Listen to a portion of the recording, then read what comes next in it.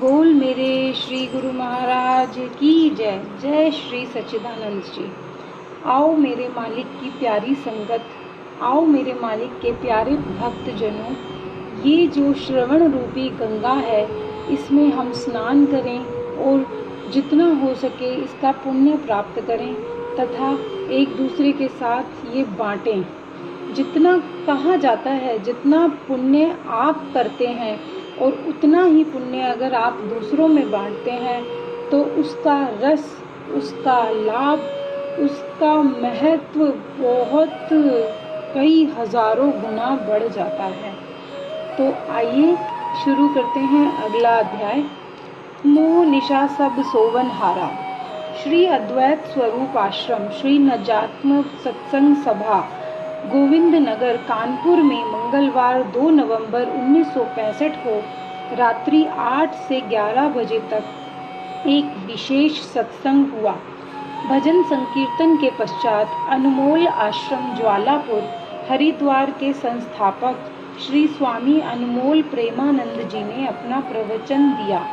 उनके प्रवचन के पश्चात श्री अद्वैत स्वरूप आश्रम नई दिल्ली तथा जालंधर के संचालक श्री स्वामी सार शब्दानंद जी ने सत्संग किया। श्री स्वामी जी ने सर्व संगत को संबोधित करते हुए फरमाया, प्यारे कानपुर निवासी प्रेमियों, आपके और हमारे मध्य में अभी अभी स्वामी अनमोल प्रेमानंद जी महाराज अपने पवित्र भाषण में यह कह रहे थे, मोह सकल व्याधिन कर मूला, तिन ते पुनि उपजहि बहु सूला। क्योंकि मैं अंदर लेटा हुआ था, कुछ स्वास्थ्य ठीक नहीं था, इसलिए मैंने केवल श्री रामचरितमानस उत्तरकांड में काक भुषुंडी जी और गरुड़ जी के संवाद की यह चौपाई सुनी, जिसकी व्याख्या श्री स्वामी जी ने अपनी सुंदर भाषा में की है।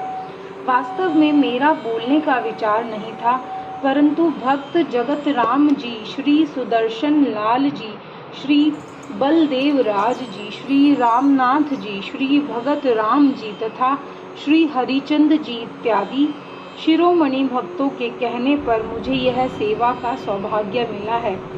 मैं अपनी तुच्छ वाणी द्वारा जो कुछ आपकी सेवा में कहूँ, आशा है सब ध्यान से सुनने का यत्न करेंगे। मोह वास्तव में अज्ञानता का नाम है।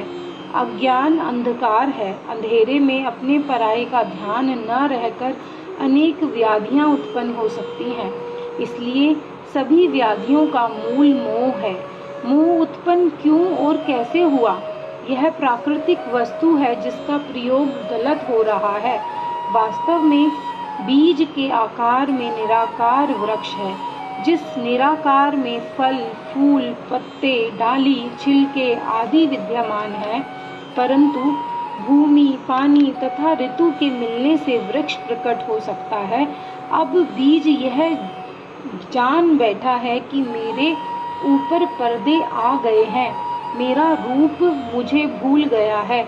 इस भूल को माली रूप ब्रह्मवेता सद्गुरु ही समझा सकते हैं कि यह उपाधि तेरी प्राकृतिक है और तू इसे व्याधि जान बैठा है और अपने को भूल गया है। वास्तव में तेरा कुछ बिगड़ा नहीं है और बिगड़ा भी है, क्योंकि भूल में क्या नहीं होता। जब जीव और शरीर मिले तो छाया रूप माया अज्ञान स्वयं ही उत्पन्न हो गया। न तो जीव में अज्ञान है, क्योंकि वह ईश्वर का अंश है, और न ही पंच भौतिक जड़ शरीर में अज्ञान है। अज्ञान केवल दो के मिलने का नाम है। चाहे यह कह लो ज्ञान की छाया का नाम अज्ञान है। उदाहरण के रूप में हम और सूर्य दोनों जब मैदान में आए तो प्रतिबिंब हम से ही उत्पन्न हो गया। अब प्रतिबिंब कैसे उत्पन्न हो गया, यह तो प्रतिबिंब बताए, और यह अनिवार्य भी है। शराब और बोतल में कोई दोष और नशा नहीं है। जब हम और शराब दोनों एक हो जाते हैं तो अपने पराये की सुधि नहीं रहती। उस दशा में शराबी देखता हुआ भी नहीं देखता, बोलता हुआ भी नहीं बोलता, सुनता हुआ भी नहीं सुनता।